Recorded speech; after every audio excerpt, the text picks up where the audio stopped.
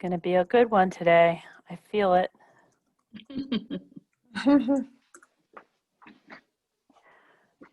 Okay, I can see the numbers going up here more quickly. As soon as we get like a critical mass, then I will get us started.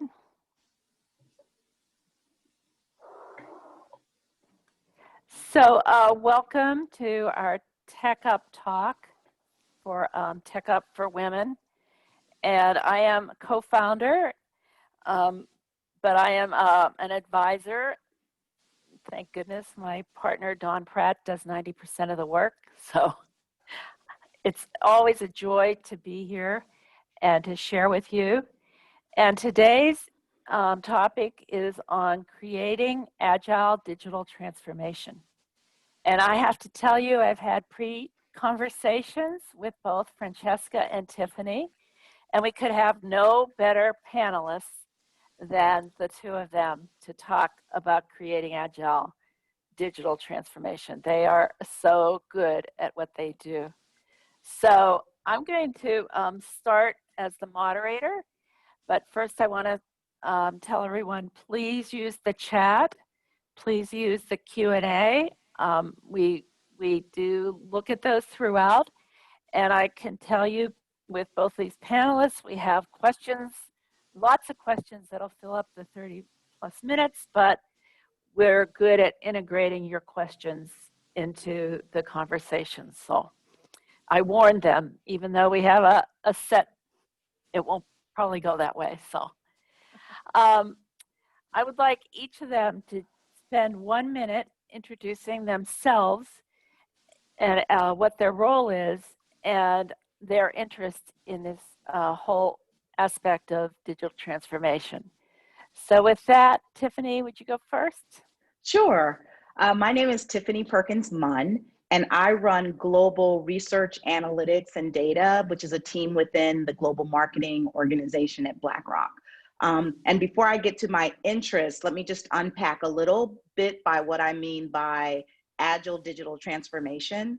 So when I talk about digital transformation, I'm talking about how we are replacing non-digital or manual processes with digital processes, or we're replacing older digital technology with newer digital technology.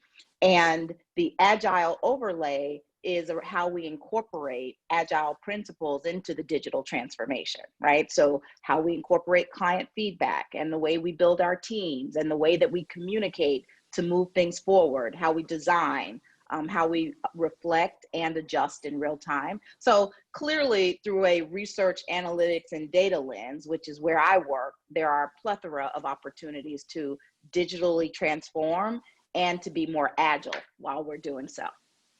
Great. And Francesca, who is joining us from Switzerland. So it's past dinner time over there. So kind of almost evening time here. And I'm Francesca DALLA-GIOVANNA. I'm Italian native, so you will hear that today, but living in Switzerland since a while now. And I'm heading digital and agile transformation in Deutsche Bank International Private Bank. So it's a global team as well. And Tiffany, what you just mentioned, so it resonates with me very much because I started more on the a business part of the needs and on change side and trying to reflect that into how we can simplify processes, how we can make them digital, how we can streamline client experience and make it better for our clients. And then the natural evolution of that was bringing the agile ways of working to the next level in terms of enabling our organization to be fully performing agile and to get that value to client faster. So that's the way in which I ended up on the agile side, and it's now one of the key pillars of our transformation strategy overall. So quite keen on sharing more on that topic here. So Francesca, just really quickly, I'm enamored with Italy.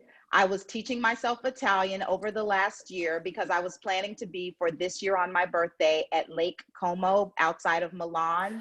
Oh, that's and great. That's next to my hometown, so it's quite See? nice. and then COVID happened, so here I am. But I'm still teaching myself Italian with the hopes that next year Very I'll good. be there. You can get help there for sure. Okay. Okay, I'm losing control already. But I'm gonna switch and go to a question that was generally near the end. We always want to hear our speakers their career and how they ended up here.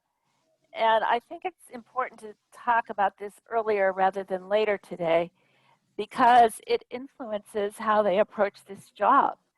We have Tiffany as a data scientist and Francesca as a business person moved into this role.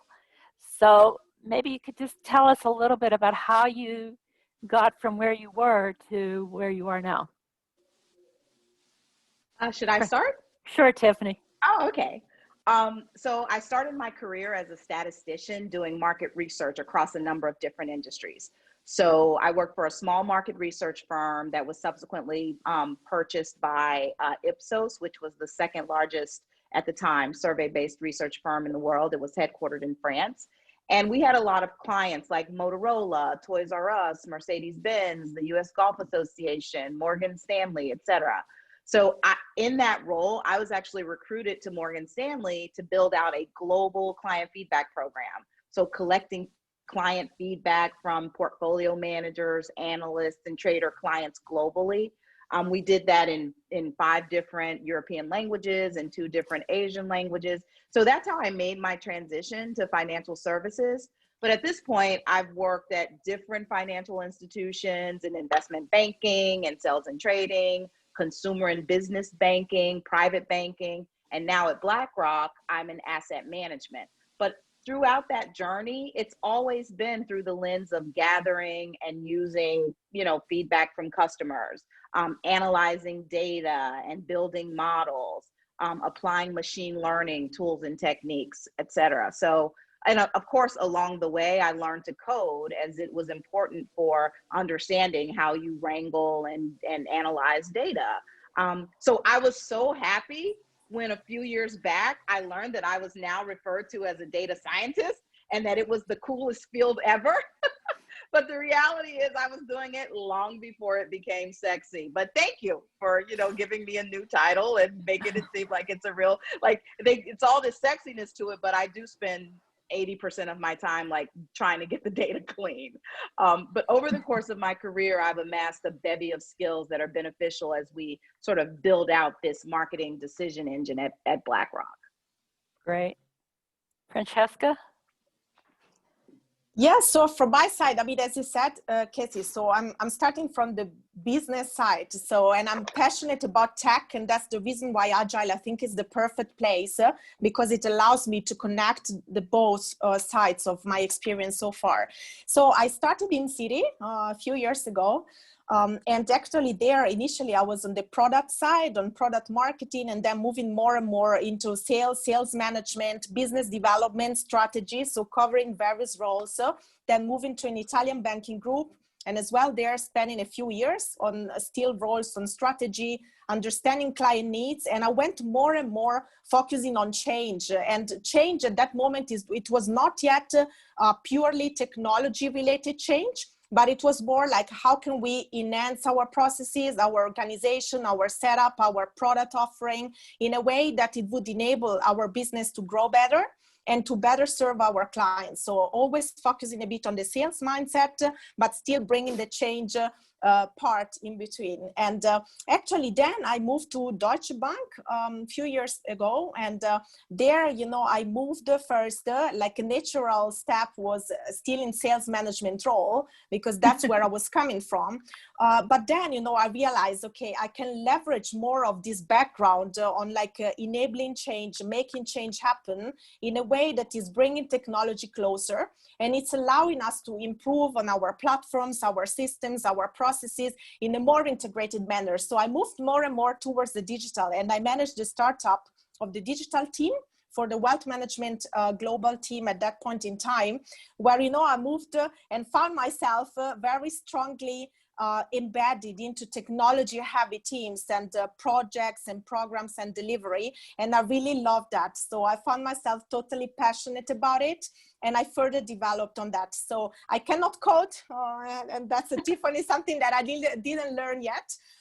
But I love to be talking to people who code, and I love to be translating the business problem for people that can then solve it or help us to build solutions for our clients. So that's where the whole Agile mindset came from, and now I'm trying to translate it more and more into our organization, more at an enterprise level, on how can we bring these principles, which started more on a team basis, to the organization and the corporate basis, making the full-scaled Agile part of our day-to-day. So that's part of my current challenge at this stage. I just find it interesting that you come from different backgrounds and yet you're in very similar roles, and you both prove the point of Tech Up for Women. Our premise is everybody needs to know about technology in order to advance their careers, and you two are living examples of that. So thank you for sharing. Could you talk, both of you in our conversations have very desired outcomes for Deutsche Bank and for BlackRock as a result of your work in digital transformation. So maybe Francesca, this time you could start on Sure. your desired outcome. Yeah, very happy to share that. And we have like 3 hashtags that we use that are the summary of the 3 key areas of impact that we want to achieve with our Agile transformation in particular. And the first one is really bringing me back to that client focus, the client centricity, that client topic. So it's our value to clients. So we focus on like learning more directly from our clients in terms of their needs. And clients can be both internal stakeholders or like our external clients, like in the market. And by learning, listening more from them, we want to deliver more solutions which are closer to what they really need, right? So it sounds obvious, but by working Agile, we are enabled to do that in a much better way and like also delivering that faster. The second big area of impact that we want to achieve is like building that great place to work, and not just on paper, but really in the teams. So teams feeling empowered, people feeling happy to be working in our Agile structure, people being motivated by the North Star that we want to set in terms of like the purpose, what do we want to achieve. So that's something in building the environment, the learning organization that we invest a lot on, and we really want to focus also in the future. And last but not least is like making our shareholders happy as well, in terms of the doing more with like with a more efficient organization. So actually having a better output with the organization and the sizing that we have. So that is something that is very much enabled by Agile as well, in terms of being more efficient and being able to get a faster time to market and a better time to market compared to what we had before. Great. And Tiffany, when we talked, your desired outcome was set a great deal by your CEO. Yeah, so I think it might be helpful. So what Francesca says is spot on, especially in reference to the importance of having that business perspective that can help you to guide some of the products and solutions that you're building around digital transformation. A lot of times, historically, I found that the 2 spaces, sort of the technology space and the business space, don't speak to each other in the same language. And often something is developed and then it's given to the business and they're like, wait, I didn't ask for that. And that's because there's that disconnect in the languages. And I think Francesca in that role really helps to bridge that gap. But I think in terms of our desired outcome at BlackRock, it might be helpful if I just give you a little bit of information about how this sort of function fits into the organization, because that's what really drives how we get to the desired outcome. But my team's goal, which is the research, analytics, and data team within global marketing, as I mentioned, our goal is to bring together data and technology and business goals to make data-driven decisions about our different types of stakeholders, right? clients, their clients, different types of stakeholders that may have an impact on BlackRock's brand and reputation, shareholders, etc. So we want our clients to not only be happy, but to advocate for the solutions that we offer. So we want them happy, but we want them in an advocacy role. And our clients, as I mentioned, are financial advisors and institutions like pension funds and insurance funds, etc. But BlackRock's broader purpose is to help more and more people experience financial well-being, as developed by our chief marketing officer, and to act and to be seen as a force for good in society. So for us, stakeholders are not just clients. They are the clients of our clients, like I mentioned, who are personal investors. They're also people out in the world who are driving the conversations about the things that we care about, like environmental sustainability, right? Which includes topics like climate change or future water shortages or biodiversity loss, which has to do with the extinction of certain species that might impact the stability of the planet. So how can we use our sales and marketing channels so that more people understand who we as BlackRock are, what we do, and our commitment to society, but through our financial expertise, right? So in short, the desired outcome for me in my role is real time, or as close to real time as possible, access to information and analytics that will drive sales and marketing decisions, from how we spend our money to understanding which channels have the highest reach and the highest impact. Okay, that's a lot of the energy it takes. I wanted to go back to, well, let's go a little bit more on the support of leadership.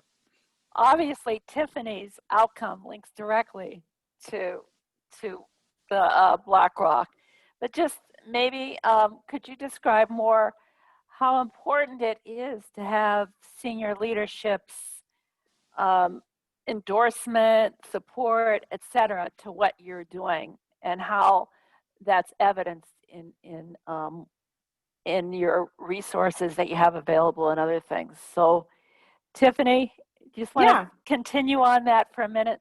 Yeah, sure. So BlackRock is actually putting a lot of resources and firepower behind building out a data-driven marketing organization. So marketing, just for those who are unaware, in financial services has been one of the most misunderstood functions, right? It's seen as a team that does slip sheets and brochures or collateral material, invitations to events and things like that.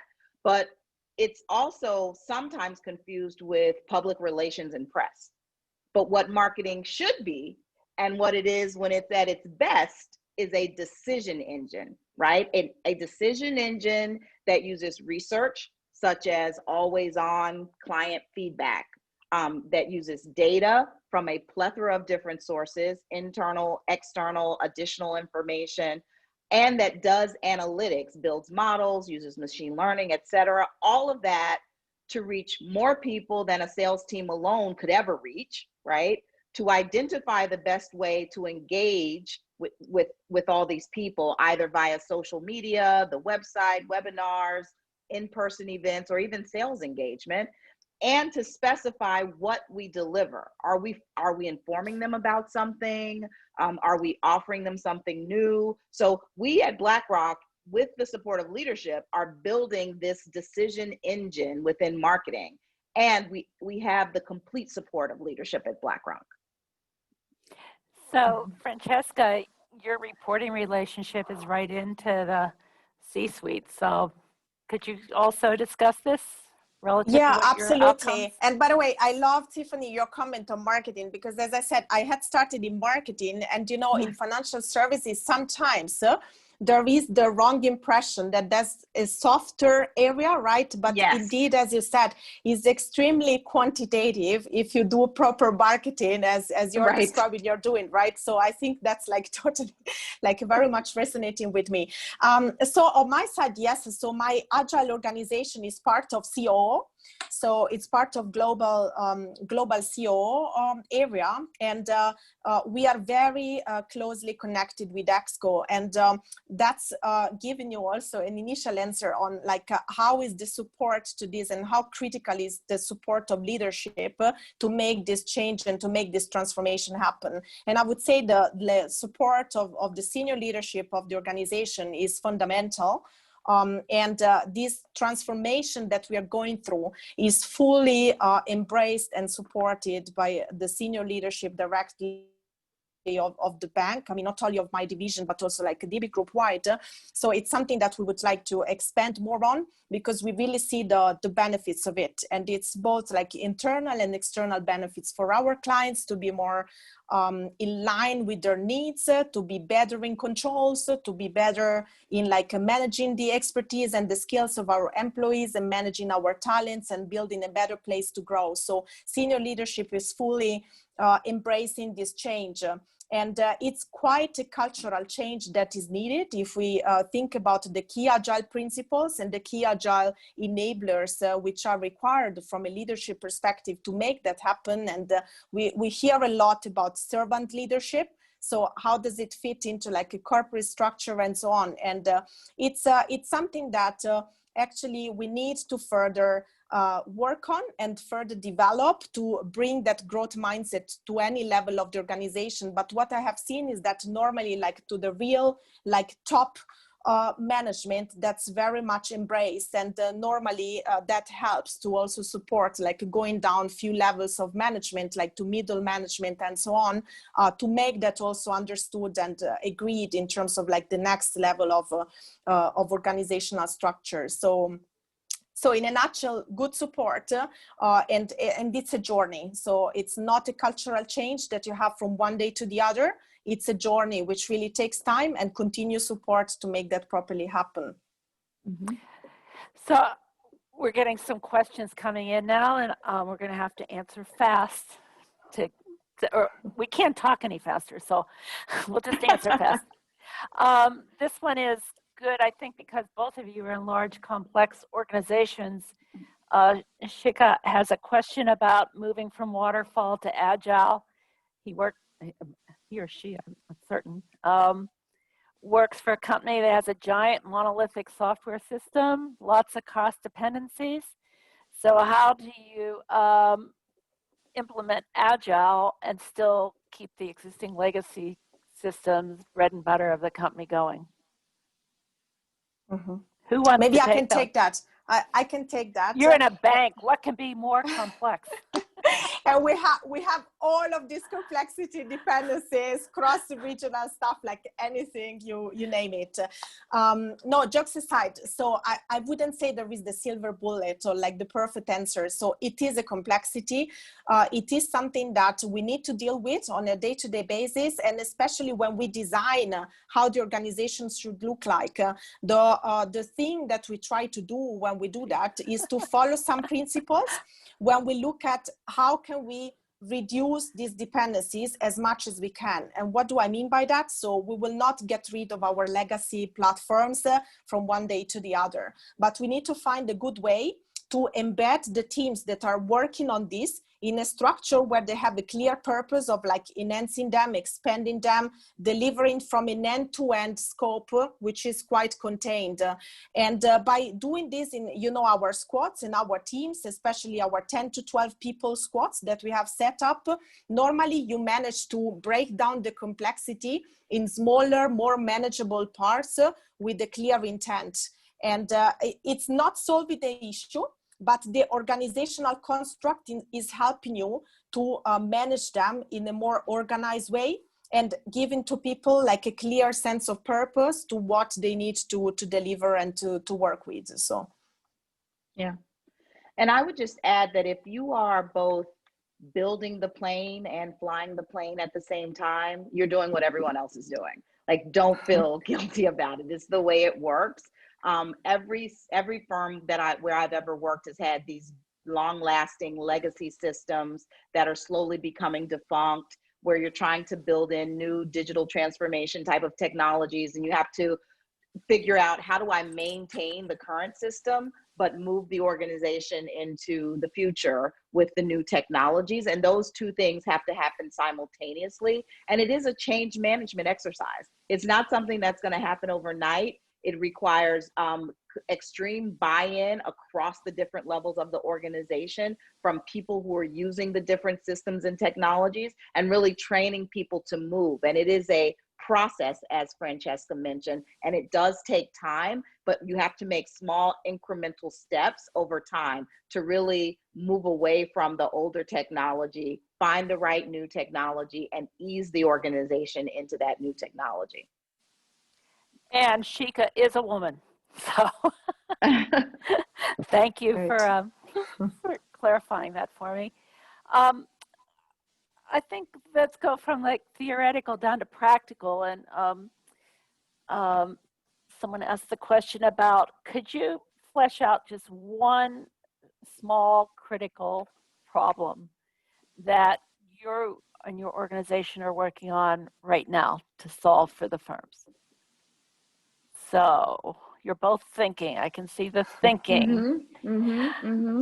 I can go quickly. Sure. The problem is, a huge problem that we are experiencing is that we have a plethora of data that sits all over the place in a lot of different systems that don't speak to each other, and we are not able to use it in order to maximize and make efficient the decisions that we're making, right? So it's in different systems, they don't speak to each other. Sometimes it's governed, sometimes it's not robust. So if you think about financial data as the flip side of a coin, there's the investments data, which is information that will inform investment decision and portfolio construction. Could be something as simple as like past stock performance, right? But on the flip side, there's client data, or more broadly, stakeholder data that helps us understand what they want, how to meet their unmet needs, what their challenges are. And then there's third-party data, which could be external pieces of information about how we interact in the world that could be helpful, right? So for example, if I know that Joe, who I just made up, by the way, but is a person in our target audience, and he really cares about water scarcity and invests in companies that he cares about, but he also spends his lunch hour reading work-related news on his mobile, then I have in that one summary 4 pieces of information that come from different places that will help us deliver useful content and solutions to Joe. But in summary, we want to bring all of those pieces of information together to reach the right people at the right time, with the right message, and on the right platform. And currently, that is a manual, disjointed effort that is not yet automated in a way that helps us to do that most expeditiously. Great. Francesca? Maybe quickly from my side, I mean, the transformation to Agile is the challenge, right? It is the challenge because we're talking about thousands of people, starting from totally different professions or variety of professions, from the pure technology roles, from business change roles, and bringing them together in a holistic, organized structure, organizational setup, new governance, new ways of working, new learnings. It is a big challenge. And this is something that we want to solve for.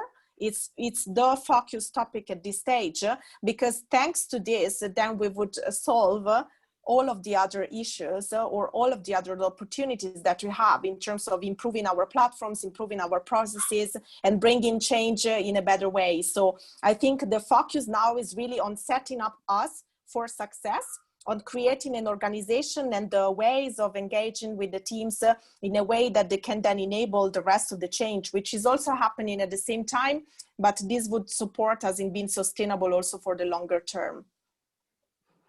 One of the participants wrote a very practical project. Min Chan works for a law firm and looking into RPA bots to eliminate paralegal and clerical work and allow people to be more creative. So that's a very specific project, but maybe your thoughts on how Agile digital transformation allows people within your firms to be more creative. I can start with that. And I mean, RPA or robotics or automation in general is one of the key pillars of our digital strategy in general, because it helps to, you know, fill the gaps, so let's put it that way, where you cannot have something that is straight through directly, but it helps you to remove some of the pain of manual efforts and so on. And definitely some examples like that, like use cases where we have like a business user. So in this case, like in the law firm, with a problem or very manual issues or very manual processes or steps to go through. In that case, work in Agile. So bringing that to perspective, bringing that need together with the like people from the robotics team with the expertise who can code and like program the robot in a way that would then solve the issues on the business side. So in that way, that's by definition, in my perspective, Agile. So it's the multidisciplinary set of skills working together to solve a common purpose and to solve the issue that we have on the table, and bringing a solution faster and testing it, iterating on that, improving that, and then at the end having a better outcome in a shorter timing. So if we go back to Tiffany's point on like, let's not wait till the very end before something is delivered and then blaming on IT that it was not what we wanted, right? So in this case, we are breaking the silo up front. And I think Agile is one of the key enablers to be able to do that. Any other comment, Tiffany? Or yeah, sure. So for me, really, when I'm thinking about agile methodologies, I'm thinking about the values, the principles, the practices, the benefits, you know, that are a radical alternative to the sort of traditional command and control style management. So what Francesca said really resonates, because it's about getting feedback often to understand how you're fixing or changing or enhancing. It's about building cross-functional teams so that you have the right people working. It's about how those teams work together, like how do we use face-to-face versus how we use other types of technology, and the importance of face-to-face. It's also about how you sort of iterate and reflect and adjust in the moment. So all of that is really how we're using an agile overlay, or building the agile principles into what we do, right? So we're becoming more agile in marketing. And what that means from marketing is that we're using data and analytics to continually source promising opportunities or solutions to problems in real time, right? Deploying tests quickly, evaluating the results, rapidly iterating. I mean, when it's at scale, a high functioning agile marketing organization has an always on mechanism for collecting client feedback and processing client insights. You can run hundreds of campaigns and, you know, simultaneously and have multiple new ideas every week. But the truth is, many marketing organizations think they're working in an agile way because they've adopted some agility principles. So they may be doing test and learn, or they may be using cross-functional teams. But when you look below the surface, you quickly find that they're only partly agile, right? And therefore they don't reap the full benefits, excuse me, only partial benefits at this juncture. so I'm going to paraphrase Aviva Sinclair wrote about, she loves our comments, but whoops, she just moved. In this time of rapid change and being agile, I would say her question is a serious relook of value of projects and how you prioritize the projects, and how do you become agile in terms of you start a project, it's approved, it's strategic, but then life changes and budgets change and other things. So how I would say it's a great question about how agile are you with your projects and how do you prioritize them? I would say, so just to answer quickly, Go ahead. I would say that COVID and this whole staying at home and the challenges, the market uncertainty, because obviously Francesca and I are in financial services, that have come along with that, have sort of forced agile and agile principles in places where I think it would have taken longer for the firm to get there, right? So for example, we're in a situation where our clients who are financial advisors are saying things like, look, it's difficult for me to be the financial advisor, the portfolio manager. I have to be therapist to my clients. I have to help them with financial planning. It's a lot, and everything is changing so dynamically. So what that means for us as an organization is that we have to quickly pivot. Like, we don't have the luxury of saying, well, we'll figure that out when it comes. It requires a quick, aggressive pivot, right? And COVID has forced this upon people, even the way that we had to quickly pivot and now start working from home in a way that we might have planned it out in the, in the past, right? So the good news is that I think this idea of quickly pivoting is going to resonate more broadly, and it's not going to be just in a thing that is thought of as an agile solution. It's going to be thought of as normal operating procedures for organizations, right? Something critical happens, you have to quickly pivot. And I can tell you, for me personally, like, some of the things that I worked on at the beginning of the year are no longer on my plate, because we had to quickly pivot and readjust and refocus our priorities. And there are some things that have come out of working in this sort of new world that weren't even planned at the beginning of the year, like solutions and products that we have developed that we had not even considered at the top of the year, right? So I think it is a change management exercise, as I mentioned earlier, but the COVID has forced this idea of quickly pivoting upon organizations in a way that I think they will continue to embrace. So it's not I'm not suggesting at all that it's easy, but I'm saying that a benefit of COVID is that it has made people think outside the box really quickly about how they can address solutions in real time, which is all in support of the Agile principles, even though people probably didn't know they were doing that. So that has been very helpful, and I think that will continue to resonate as we emerge out of COVID as well. Mm-hmm. So I think for us as well, that the COVID situation so forced us to react more quickly and faster in readjusting on some of the priorities and some of the thinking which was already on the table, but could have taken a bit longer, to get there. So the whole situation was like helping in a sense, even to like get to some discussion on some strategic directions and like virtual engagement with clients or tools, platforms, channels, in a way that, in like different situations, it would have taken much longer. But I need to say, still on the Agile side, so the governance that we have set up, we have quarterly business reviews, which on a structured basis allows us to discuss with DEUTSCHE, with the key business sponsors, are we still in line with the priorities? So we go away from the discussion of projects and funding, and we go to like a different way of handling this whole demand, which is more based on the business need. So going back to the topic of connecting the two sides on the delivery and like the purpose, the intent on what we want to achieve, what type of problems we are solving for. I think with these quarterly reviews and like very strong engagement with the key stakeholders is making it a bit easier to also reprioritize and not looking too much at like static projects, but more like, are we on track? Are we delivering the right value that is expected, right? And then reassessing it using data to also evaluate it on an ongoing basis and see how we can refine and improve for future. Great. Well, we're running out of time, and I want to give each of you 1 minute to say anything that you thought we were going to talk about or that you wanted to convey about your firm or your career. If you could each take 1 minute just as a final wrap up. And we have more questions. I'm sorry, Christine and Matthew, that we didn't get to them, but that gives us material for the future. But who would like to go first in the wrap up? Francesca?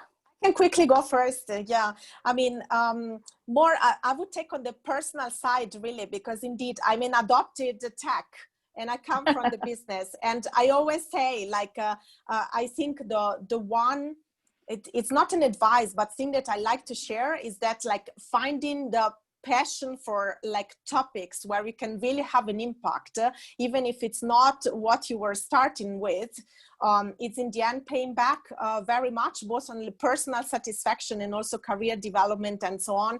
And I see for more and more, and I'm a tech ambassador, you know, towards business and so on, because like the bank of the future is also a tech company in a sense, right? And I think like the more that we manage to understand and to connect on these two sides, the better and the more effective and efficient we can become as an organization. So I think for people sharing that passion for like delivering and improving on these areas, there are several opportunities to further develop and to grow.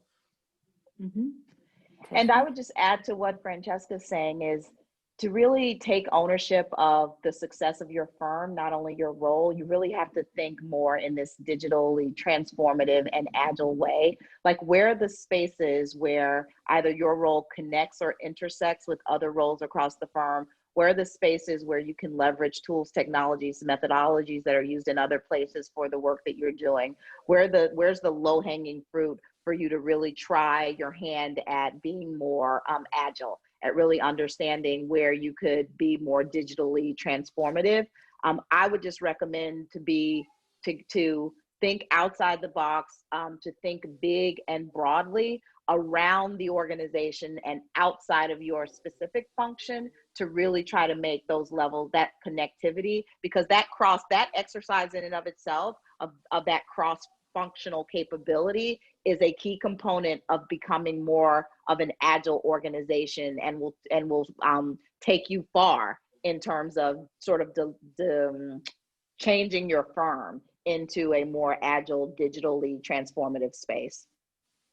So this is so good. We could go on for more and more time because both of you are so excellent at what you do and so committed to this whole creation of agile organizations and using data entirely differently than we have in the past. We want to thank both of you and thank your firms for allowing you to spend this time with us. And Tech Up for Women, thank you for everyone. I wrote in the chat, please check our website for this recording will be on there, as well as all our past conferences and our past webinars. And we tend to do our Tech Up talks on Tuesday afternoon. We accommodated Francesca by being at 1 o'clock today rather than our normal later time. But it was well worth it. Thanks, everyone. It was great to participate. And next week, we're doing beauty and innovation. So it'll be nice. Equally interesting. So Thanks, everyone. Just put us on your calendar every Tuesday afternoon. Thank you again, Tiffany. Okay, take care, everyone. Jessica. Okay. Bye. Bye, everyone.